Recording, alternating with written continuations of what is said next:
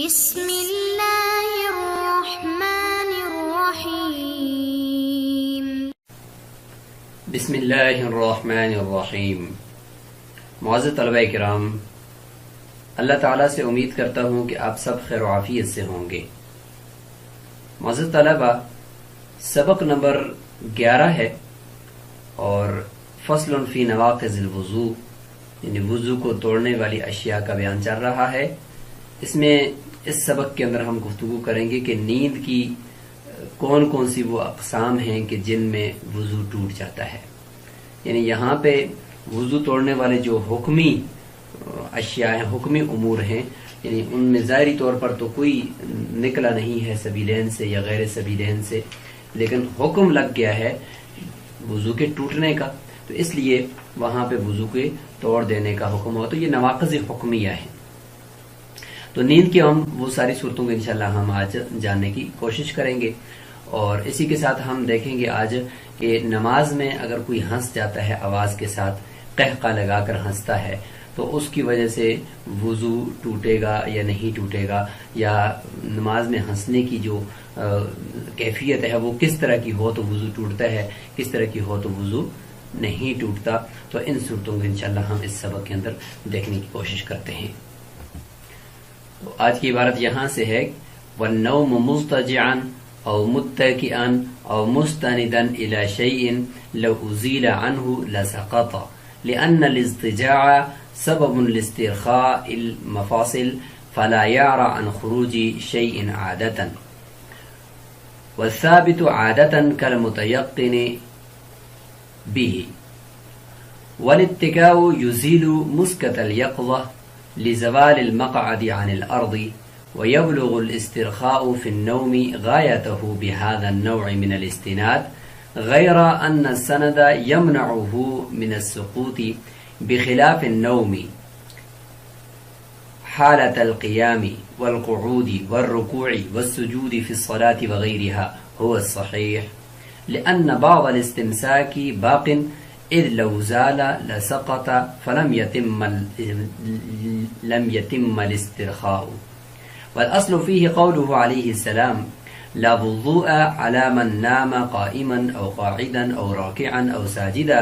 إنما الوضوء على من نام مضطجعا فإنه إذا نام مضطجعا استرخت مفاصله۔ تو اس پوری عبارت کے اندر صاحب ہدایہ نیند کی حالت کے اندر وضو کے ٹوٹ جانے کی صورتوں کا ذکر فرما رہے ہیں۔ یاد رکھیں، ظاہری طور پر تو کچھ بھی نہیں نکلا، لیکن اس کے باوجود شریعت نے حکم لگا دیا ہے کہ اس کا وضو ٹوٹ گیا ہے۔ تو اس کی بنیادی وجہ کیا ہے کہ نیند کی حالت میں وضو کیوں ٹوٹ گیا؟ تو نیند کی حالت میں وضو ٹوٹنے کی سب سے بنیادی وجہ یہ ہے کہ وضو توڑنے کے اندر انسان کے اعضاء کا ڈھیلا ہو جانا، جوڑوں کا ڈھیلا ہو جانا، ڈھیلا پڑ جانا، جس کی وجہ سے اگر کوئی ریح یا کچھ بھی چیز سبیلین سے نکلتی ہے تو انسان کو اس کا احساس نہیں ہوتا۔ تو یہ بنیادی وجہ ہوتی ہے۔ تو نیند کے اندر جب انسان ہوتا ہے تو اس کے اعضاء اور اس کے جوڑ، یہ سارے کے سارے جسم جو وہ ڈھیلا پڑ جاتا ہے، پھر اس کو یہ احساس نہیں ہوتا کہ اس کے شرمگاہ سے، پاخانہ یا پیشاب کی جگہ سے کوئی قطرہ نکلا ہے، یا پاخانہ کی جگہ سے کوئی ریح یا ہوا کا خروج ہوا ہے یا نہیں ہوا، اس کو اس چیز کا احساس نہیں ہوتا۔ تو شریعت نے چونکہ غالب گمان کے اوپر مدار رکھا ہے کہ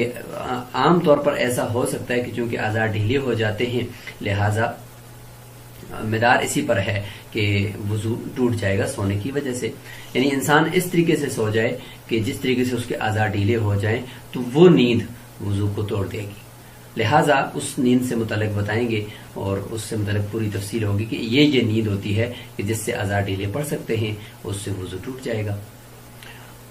ترجمہ کر لیتے ہیں، وَالنَّوْمُ مُضْطَجِعًا، یعنی کروٹ کے بل سو جانا، او متکئن، یا کسی چیز کے ساتھ ٹیک لگا کر، تکیہ لگا کر سو جانا، کمر کے ساتھ پیچھے تکیہ رکھ کر سو جانا، او مستندن الی شیء، یا کسی چیز کے اوپر سہارا لے کر سو جانا، لو ازیل عنہ، اگر اس چیز کو اس سے زائل کیا جائے، لسقطا، تو یہ آدمی نیند کا اتنا غلبہ ہے کہ اس کی وجہ سے اس کو پتہ نہیں چلے گا اور وہ گر جائے گا۔ ان اس طرح کی اگر اس کی کنڈیشن ہے تو اس صورت میں یہ نیند بھی وضو کو توڑ دیتی ہے. لأن الاستجاع،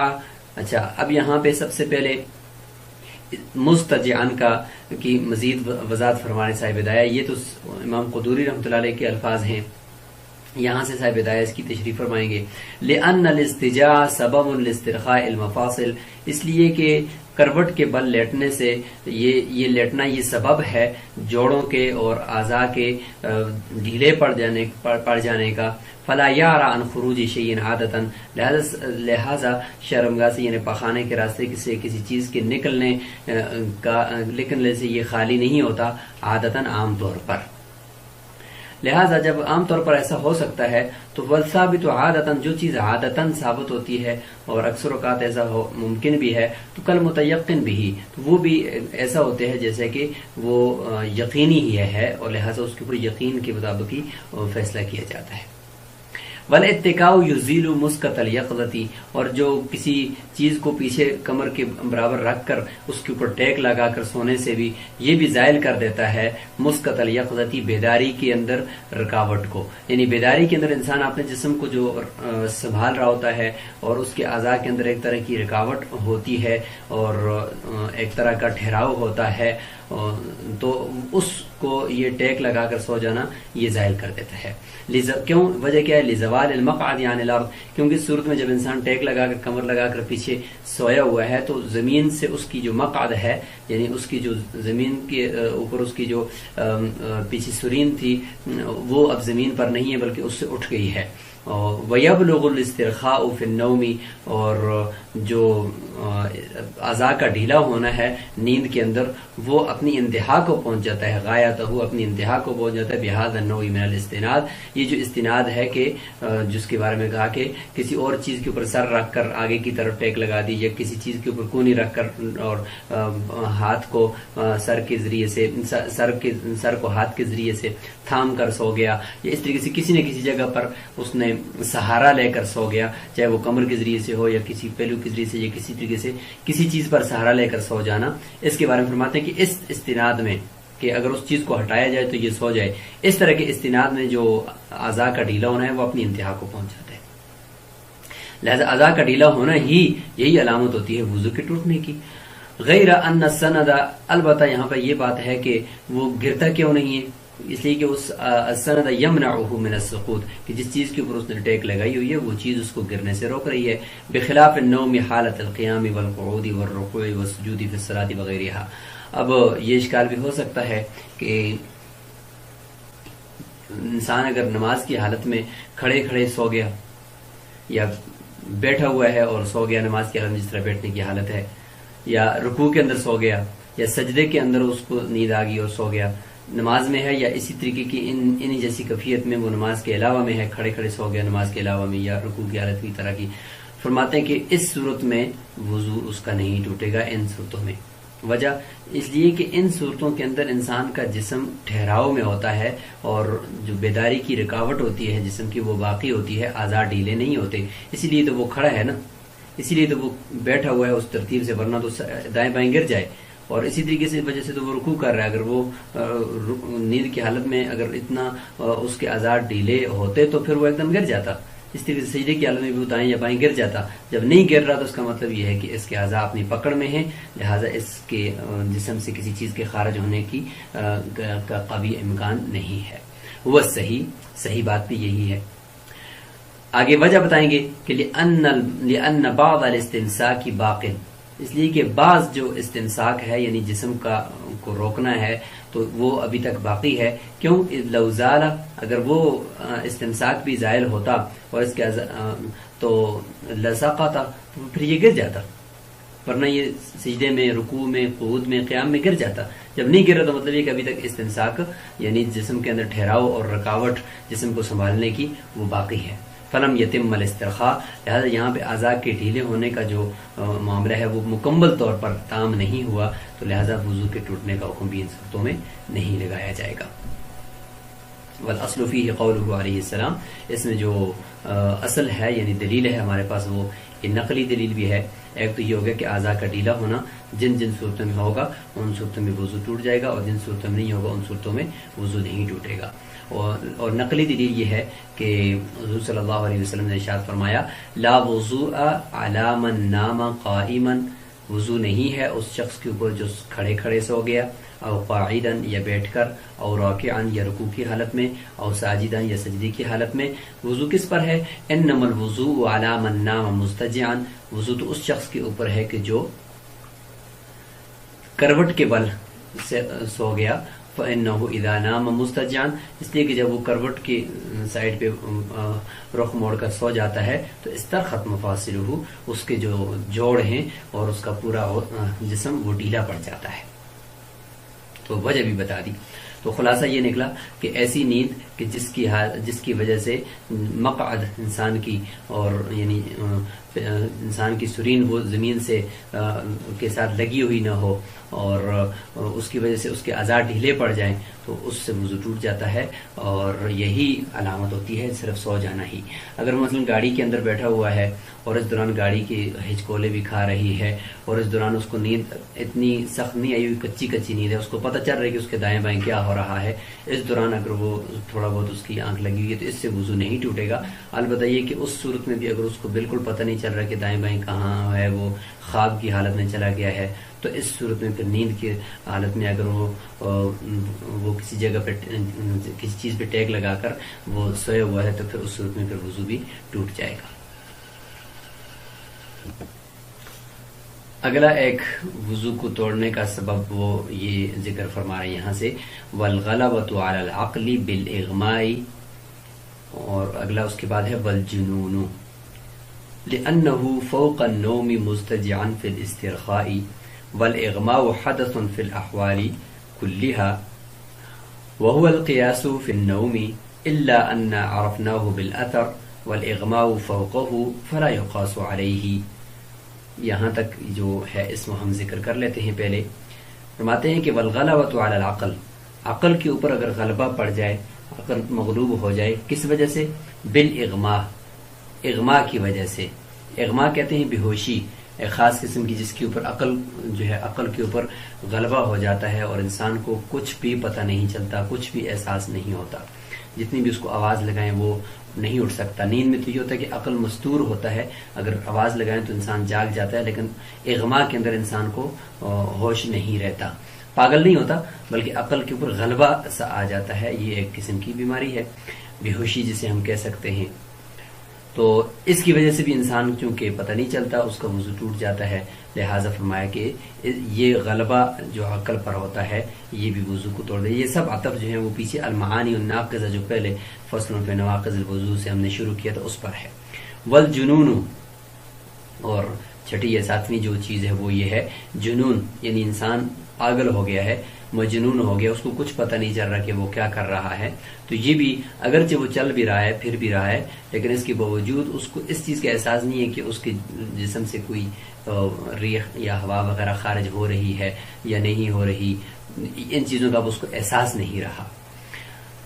تو یہ دو چیزیں یہاں پہ بھی، ان سے بھی وضو ٹوٹ جائے گا، کیوں اصل مقصد تو یہی ہے کہ یعنی اعضاء کا ڈھیلا ہو جانا اور اس کا یعنی اس کا احساس نہ رہنا، یعنی کسی چیز کے نکلنے کا، جسم سے خارج ہونے کا احساس تک باقی نہ رہنا۔ لأنه فوق النوم مضطجعا في الاسترخاء، اس لیے کہ یہ جو جنون ہے اور اسی طریقے سے غلبہ ہے یعنی عقل کے اوپر، یہ نیند سے تو بڑھ کر ہے نا، مضطجعا یعنی اگر کروٹ کی بل انسان لیٹ کر سویا ہوا ہے، اس سے بڑھ کر یہ ہے فی الاسترخاء، اعضاء کے ڈھیلا ہونے میں، یعنی عقل کے اوپر غلبہ، اگرچہ وہاں پہ تو چل بھی رہا ہے پھر بھی رہا ہے، لیکن احساس نہ ہونے کی وجہ سے یہ اعضاء اس معنی کے اندر یہ ڈھیلے ہیں۔ والاغماء، اغماء کسے کہتے ہیں؟ کہتے ہیں کہ الاغماء جو بے ہوشی ہے، اس کا حکم یہ کہ حدث فی الاحوال کلیہا، چاہے وہ کھڑا ہے، بیٹھا ہوا ہے یا لیٹا ہوا ہے، ہر حالت کے اندر یہ حدث ہی ہے، یعنی اس سے وضو ٹوٹ جائے گا فی الاحوال، تمام احوال میں۔ ورنہ تو نیند کے اندر تو ہم نے کہا نا حالت قیام، قعود، رکوع، سجود، اس میں وضو نہیں ٹوٹے گا، جبکہ فرماتے کہ اغماء کے اندر ہر حال کے اندر وضو ٹوٹ جائے گا۔ ظاہر ہے کہ اس میں تو مکمل طور پر عقل مغلوب الحال ہے، اس لیے اس کا پتہ نہیں چلتا کہ کس وقت اس کے جسم سے کوئی چیز خارج ہوگی۔ وَهُوَ الْقِيَاسُ فِي النَّوْمِ، یعنی کہ یہی قیاس کہ ہر حال کے اندر وضو کا ٹوٹ جانا، یہی قیاس نیند کے اندر بھی ہے نا، کیونکہ نیند کے اندر بھی تو انسان کھڑا ہوا سو جائے، بیٹھا ہوا سو جائے، رکوع کی حالت میں سو جائے، تو اس صورت میں بھی تمام صورتوں میں وضو ٹوٹ جانا چاہیے. تو یہ کیا وجہ ہوئی کہ اغما کی حالت میں تو تمام حالتوں کے اندر وضو ٹوٹ جاتا ہے، اور سونے کے اندر، نیند کے اندر صرف ٹیگ لگا کر سو جانے کی وجہ سے وضو ٹوٹتا ہے. اس کی کیا وجہ ہے؟ فرماتے کہ الا ان عرفنا بالاثر، کیونکہ نیند کے معاملے میں ہم نے اثر یعنی روایت میں ہم نے خود جان لیا ہے کہ وہاں پر آپ صلی اللہ علیہ وسلم نے فرمایا کہ چونکہ اعضاء ڈھیلے ہو جاتے ہیں تو لہٰذا جو کھڑے ہو کر سوتا ہے یا بیٹھ کر یا رکوع کی حالت میں تو اس سے وضو نہیں ٹوٹتا. تو وہ چونکہ ہمیں حدیث سے پتہ چل گیا تو اس لیے ہم وہاں پہ حکم لگائیں کہ اس سے وضو نہیں ٹوٹتا. والاغماء فوقہ، جہاں تک بات اغما اور بے ہوشی کی ہے وہ نیند سے بڑھ کر ہوتا ہے. نیند میں تو بندے کو اگر آواز ہو تو جاگ جاتا ہے، بے ہوشی میں جاگتا بھی نہیں ہے اور وہ ہوش میں بھی نہیں آتا. فلا یقاس علیہ، لہذا نیند کے اوپر قیاس، نیند کو بے ہوشی کے اوپر قیاس نہیں کیا جائے گا. والقہقہ فی کل صلاة ذات رکوع وسجود والقياس أنها لا تنقض، وهو قول الشافعي رحمه الله، لأنه ليس بخارج نجس،